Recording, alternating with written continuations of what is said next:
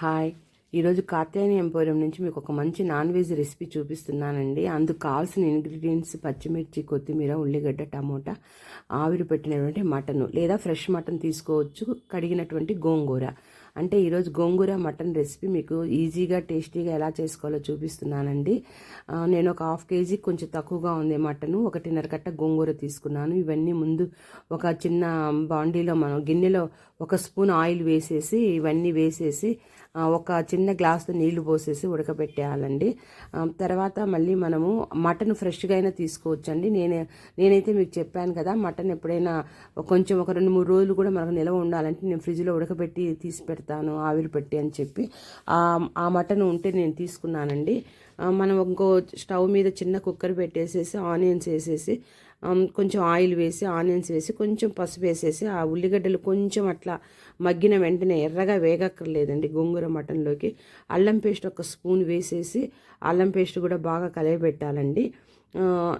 ఒకవైపు మనకు గోంగూర, ఈ టమోటా ఇవన్నీ మెత్తగా ఉడుకుతుంటాయి, ఇంకోవైపు మనం మటన్ ముందు ఉడకపెట్టాలి. ఎందుకంటే ఎప్పటికైనా మటన్ చాలా కొంచెం హార్డ్గా ఉంటుంది కాబట్టి ఖచ్చితంగా కుక్కర్లో ఉడకబెడతామండి.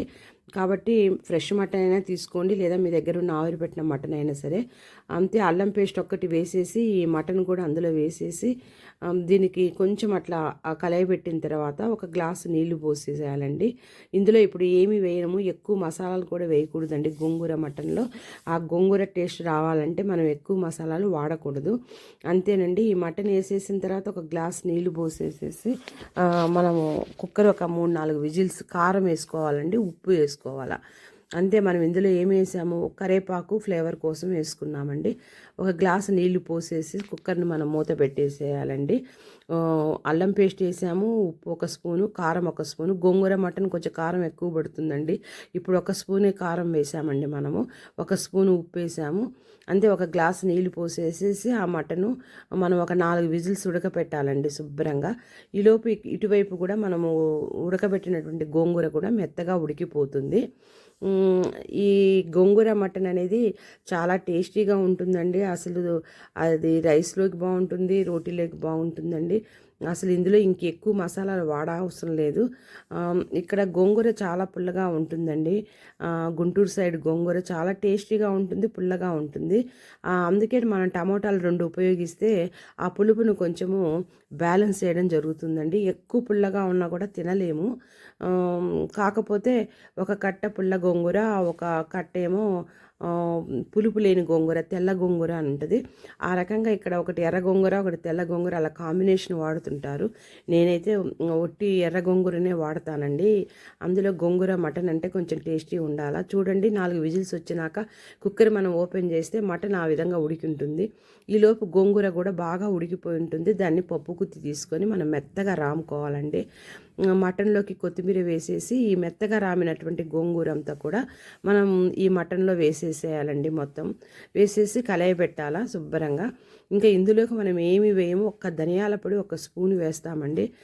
గోంగూర అంటేనే దానికి కాంబినేషన్ కంపల్సరీగా, అది గోంగూరతో ఏ కూర చేసినా కూడా కంపల్సరీగా మనం ధనియాల పొడి వాడాలా. అది టేస్ట్ వస్తుందండి గోంగూరకి. కాబట్టి మనము ఈ మటన్లో గోంగూర వేసేసి మరి మటన్కి గోంగూర ఫ్లేవర్ రావాలా, మటన్ కూడా పుల్లగా రావాలా. 2 విడివిడిగా ఉడకబెట్టాం కాబట్టి 2 కలిపి ఒక 5-10 నిమిషాలు సిమ్లో పెట్టుకొని చక్కగా ఉడికించాలండి. ధనియాల పొడి 1 స్పూన్ వేయడం జరిగింది, 1/2 స్పూను, 1/2 స్పూన్ జీలకర్ర పొడి వేయడం జరిగిందండి. అంతే, ఈ 2 వేసేసేసి బాగా కలయబెట్టి సిమ్లో పెట్టేసేసి బాగా మనం ఉడికించుకోవాలా. చూడండి, అలా బాగా ఉడుకుతుంది. ఇంకా నీరు ఏం పొయ్యకూడదండి, ఇందులో ఇవేం వేయకూడదు. ఇంకా దీనికి తాలింపు కూడా మొదట్లోనే పెట్టేసేసాము. ఈజీగా తొందరగా అయిపోతుందండి ఈ గోంగూర మటన్. ఈ రకంగా చేసుకున్నారంటే చాలా టేస్టీగా ఉంటుంది. నూనె పైకి వచ్చేంత వరకు బాగా ఉడకపెడితే నిలవ కూడా ఉంటుంది, ఫ్రిడ్జ్లో పెట్టుకోని అవసరం లేదు. 2-3 రోజులైనా సరే బయట బాగా ఉంటుందండి, చాలా బాగుంటుంది. నా వీడియోస్ లైక్ చేయండి, షేర్ చేయండి, సబ్స్క్రైబ్ చేయండి. చూడండి, ఇంకా ఆ విధంగా నూనె పైకి వచ్చిన వెంటనే ఆపేసే గోంగూర మటన్ రెడీ.